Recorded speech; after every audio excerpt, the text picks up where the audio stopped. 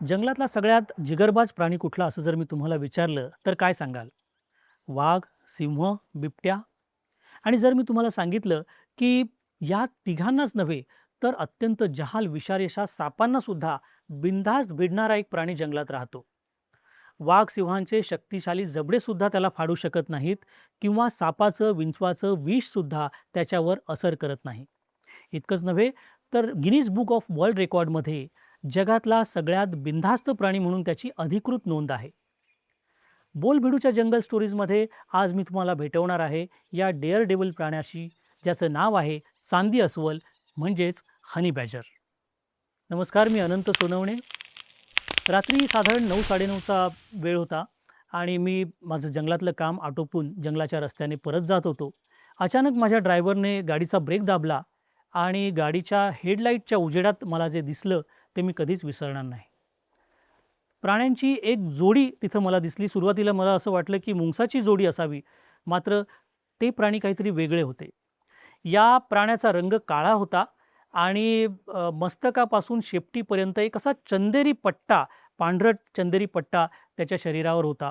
डोकं मोठं होतं आणि त्याचं तोंड जे होतं ते निमुळतं झालेलं होतं आणि पुढच्या पायाच्या नख्या मोठ्या होत्या. मी कधीही हा प्राणी पाहिला नव्हता, पण अर्थात पुस्तकामध्ये पाहिल्यामुळे किंवा डॉक्युमेंटरीजमध्ये पाहिल्यामुळे माझ्या लक्षात आलं की हा प्राणी म्हणजे दुसरा तिसरा कुणी नसून चांदी अस्वल होता, ज्याला इंग्रजीमध्ये रॅटल म्हटलं जातं किंवा हनी बॅजरसुद्धा म्हटलं जातं. माझ्यासाठी अत्यंत आनंदाचा क्षण होता, कारण हनी बॅजर हा एक अत्यंत दुर्मिळ प्राणी आहे. आता तसं बघायला गेलं तर भारतामध्ये अगदी हिमालयाच्या पायथ्यापासून दक्षिण भारतापर्यंत सगळीकडे या हनी बॅजरचा वावर आहे. केरळचा भाग सोडला किंवा ईशान्य भारताचा काही भाग सोडला तर भारतामध्ये अन्यत्र सर्वत्र तो आढळतो.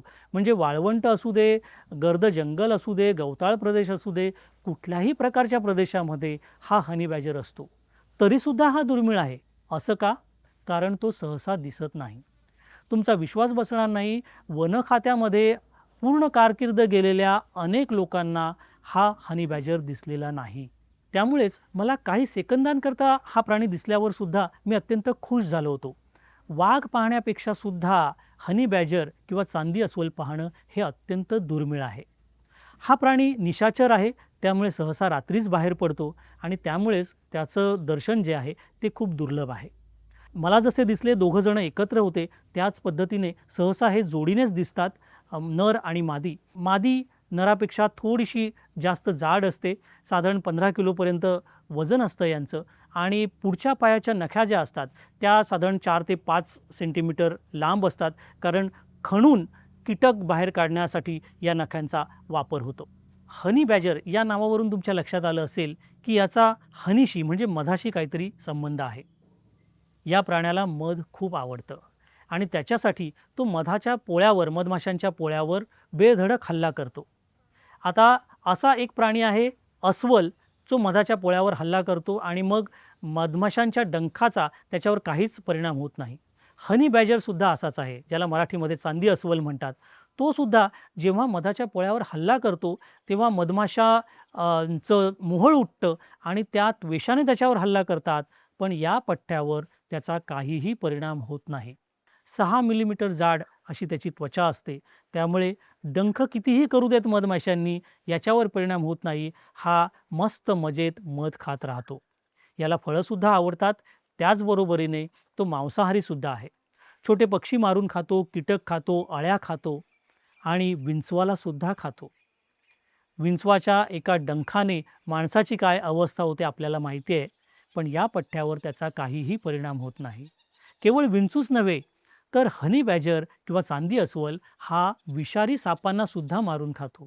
तुम्ही जर यूट्यूबवर पाहिलं तर त्याचे असंख्य व्हिडिओज तुम्हाला दिसतील, जिथे एखाद्या कोब्राबरोबर किंवा रसेल वायपर बरोबर त्याचा लढा सुरू आहे आणि साप त्याला वारंवार डंख करण्याचा प्रयत्न करतो आहे आणि हा अत्यंत चतुराईने तो डंख त्या डंखापासून वाचण्याचा प्रयत्न करतो. बरं, चुकून जर विषारी सापाचा डंख झालाच तर त्या विषाचा याच्यावर काहीही परिणाम होत नाही. परिणाम झालाच तर काही काळापुरता तो बेशुद्ध होतो, पुन्हा उठतो आणि सापाशी लढाई करून शेवटी त्याला ठार मारून त्याला खातोच खातो. एवढा जिगरबाज प्राणी जंगलामध्ये दुसरा कुठलाही नाही. असं असलं तरी अपवादात्मक परिस्थितीमध्ये चित्र पालटू शकतं.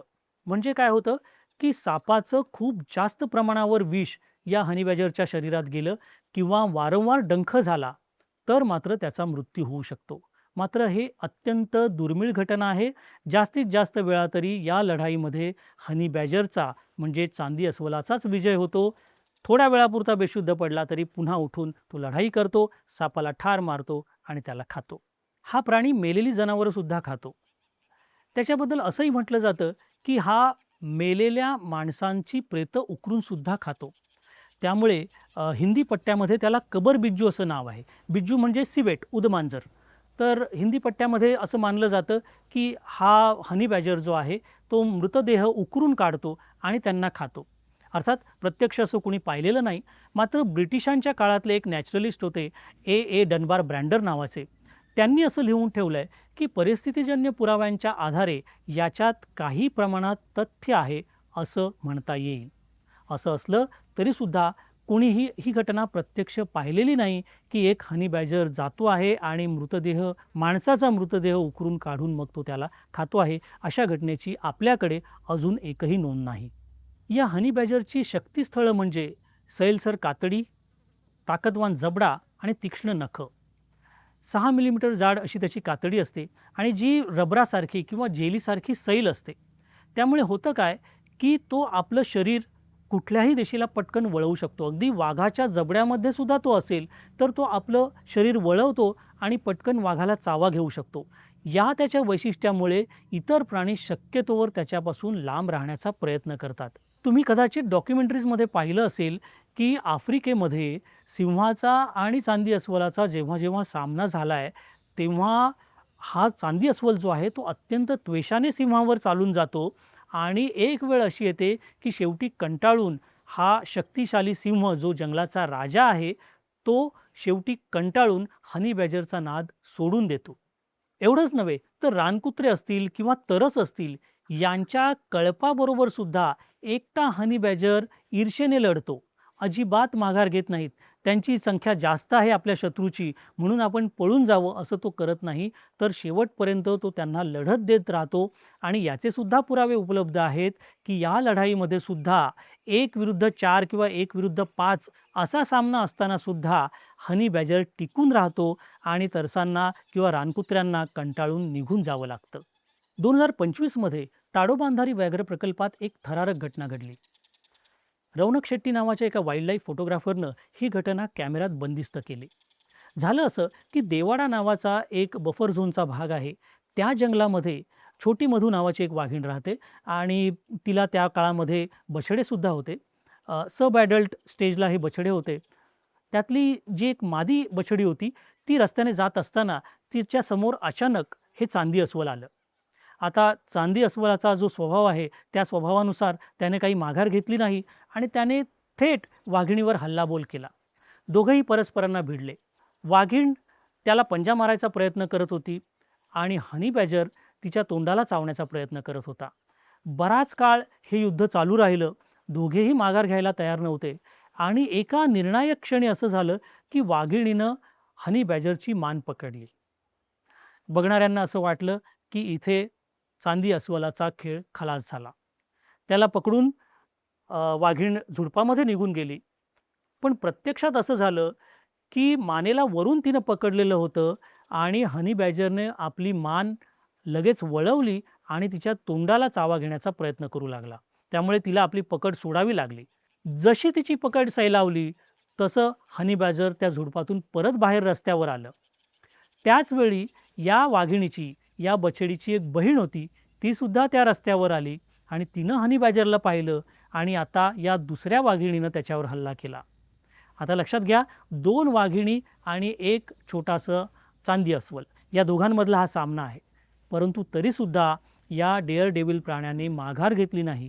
तो दोघांनाही, दोन्ही वाघिणींना एका वेळी भिडत होता. दोघींनी भरपूर प्रयत्न केला त्याला चावे घेण्याचा, त्याच्यावर आपल्या पंजांनी वार करण्याचा, परंतु त्याच्यामध्ये त्या सपशेल अपयशी ठरल्या आणि या लढाईचा शेवट असा झाला, की हनी बॅजर आरामात त्यांच्या दोघींच्या तावडीतून निसटला आणि एका खोडाखाली, झाडाच्या खोडाखाली जागा होती, त्या जागेमध्ये जाऊन लपला. ही थरारक घटना कॅमेऱ्यामध्ये बंदिस्त झाली आणि हा व्हिडिओ जगभरामध्ये व्हायरल झाला. या व्हिडिओमुळे आणि या घटनेमुळे चांदी अस्वल हा किती जिगरबाज प्राणी आहे हे पुन्हा एकदा अधोरेखित झालं. अरण्य ऋषी मारुती चितमपल्लींनी सुद्धा चांदी अस्वलाबाबतचा आपला एक किस्सा त्यांच्या पुस्तकामध्ये लिहून ठेवला आहे.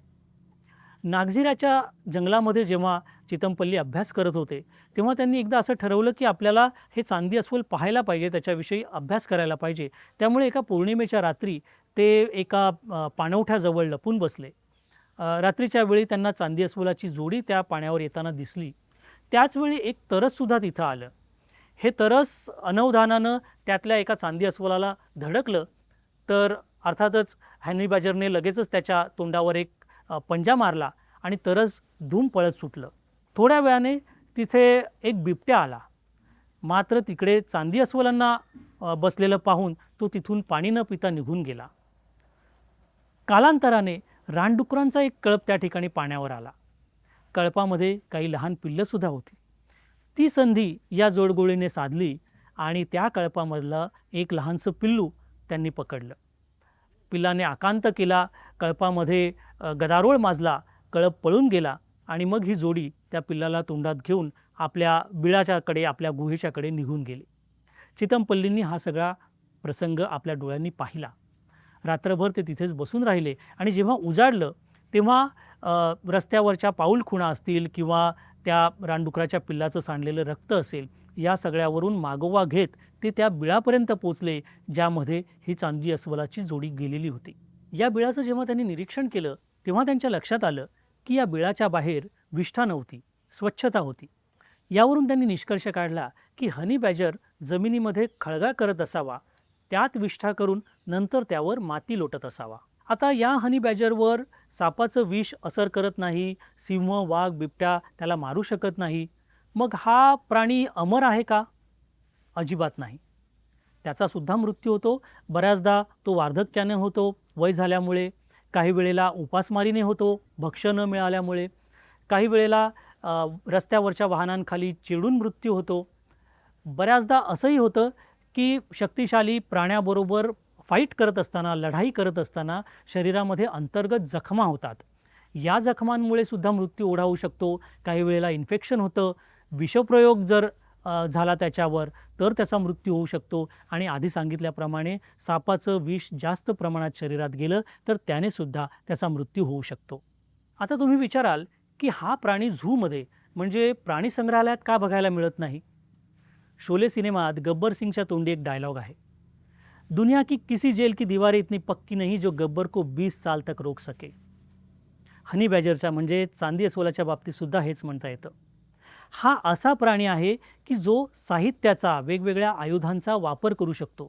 म्हणजे काय की हा वस्तूवर वस्तू रचू शकतो, पिंजऱ्याचे गज वाकवू शकतो, कुलपसुद्धा तोडू शकतो. आणि हे सिद्ध झालेलं आहे प्रयोगांती. आणि म्हणूनच त्याला एका ठिकाणी डांबूनसुद्धा ठेवता येत नाही. अर्थातच या जिगरबाज प्राण्यावर आणखी खूप अभ्यास व्हायला हवा. आणखीन खूप चमत्कारिक गोष्टी या प्राण्याबद्दलच्या आपल्याला माहिती पडू शकतील. तुम्ही या जिगरबाज आणि बुद्धिमान प्राण्याला कधी पाहिलं आहे का? आम्हाला कमेंटमध्ये लिहून कळवा. आणि या व्यतिरिक्त जंगल स्टोरीजमध्ये आणखी कुठल्या प्रकारच्या स्टोरीज तुम्हाला ऐकायला आवडतील ते सुद्धा कळवा.